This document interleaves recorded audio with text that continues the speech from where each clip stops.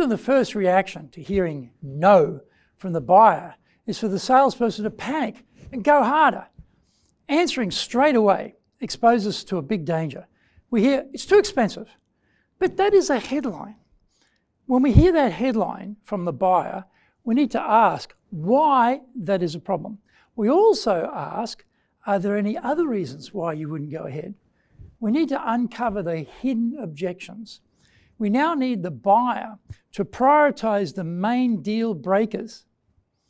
Once we hear the main reason holding them back, we have to check if this is a legitimate objection or not. It might be constructed on a false premise.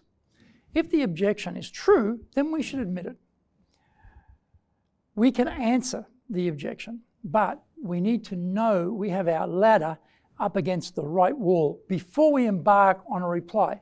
We need to have the breaker in there to get us to a series of why questions to dig down to the highest priority item worrying them.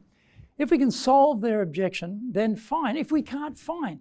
We just move on and find another client we can serve.